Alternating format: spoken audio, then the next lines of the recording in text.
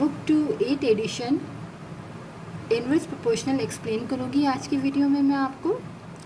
इससे पहले वाली वीडियो में मैंने आपको डायरेक्ट प्रोपोर्शनल एक्सप्लेन किया था।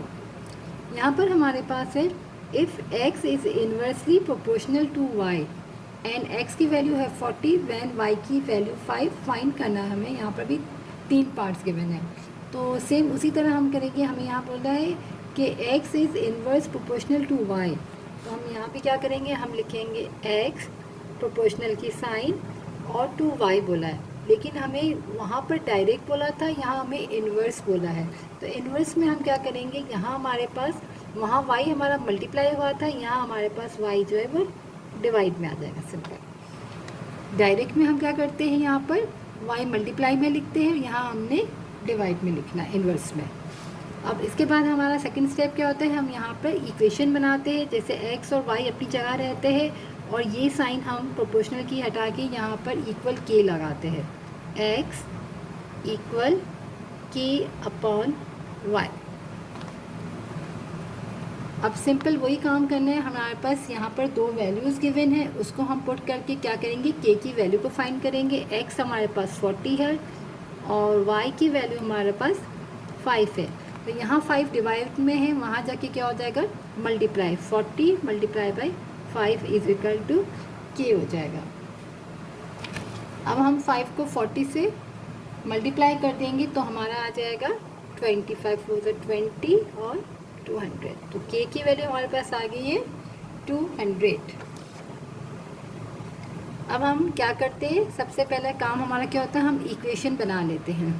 हमारे पास क्या कंडीशन है कि x is equal to k upon y, ये हमारी इक्वेशन थी। इसमें हम क्या करेंगे, k की वैल्यू को पुट कर देंगे 200 अपॉन y, तो ये हमारी इक्वेशन आ गई। अब हम यहाँ देखें तो हमारे पास इक्वेशन जो है सेकंड पार्ट में फाइंड करने को बोला, यहाँ हमारी इक्वेशन आ गई, तो हम यहाँ लिख लेते हैं, ये हमारा सेकंड पार्ट सॉल्व हो चुका है।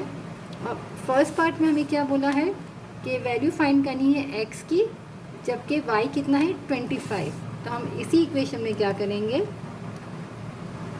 फर्स्ट पार्ट अब हम करते हैं, हम लिखेंगे equation x is equal to 200 divided y है इक्वेशन।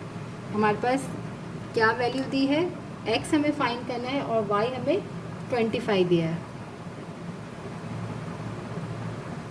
राइट।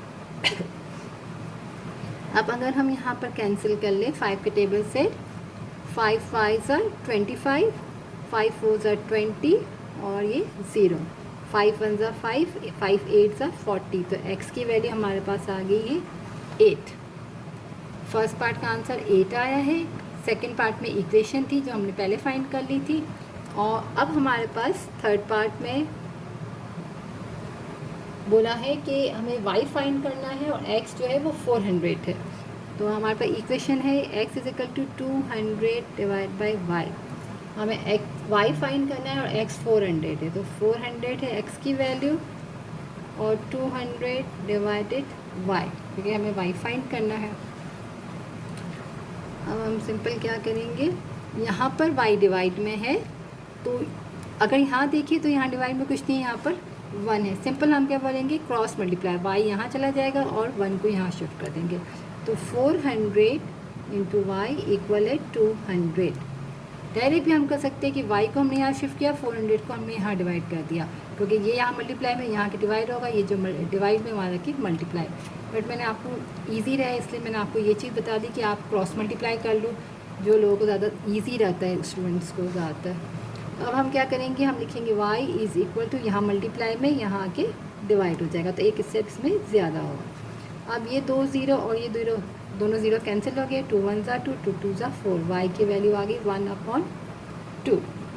हम 1/2 भी लिख सकते हैं, और 1/2 क्या होता है 0.5। वो कैसे, अगर मैं डिवाइड करूँ तो 1 यहाँ है और 2 यहाँ है, अंदर छोटा नंबर है, तो हम क्या करते हैं 0 पॉइंट और यहाँ पर हम लगा लेंगे 10, तो 2 5 10 हो जाएगा। तो हमारा आंसर 1/2 भी हम लिख सकते हैं और 0.5 पे।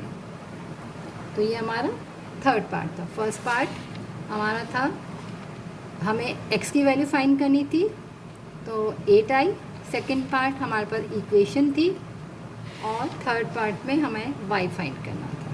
तो सिंपल इसमें 3 चीज़ें होती है। सबसे पहले हम क्या करते हैं, इक्वेशन बनाते हैं k के साथ, फिर हम वैल्यूज पुट करके k की वैल्यू फाइंड करके हम उसी इक्वेशन में k की वैल्यू पुट कर देते हैं, तो हमारी इक्वेशन आ जाती है। और फिर हमें x फाइंड करना है एक पार्ट में, दूसरे में y फाइंड करना है। इसी तरह अल्फ़ाबेट कोई भी हो सकता है x y की जगह।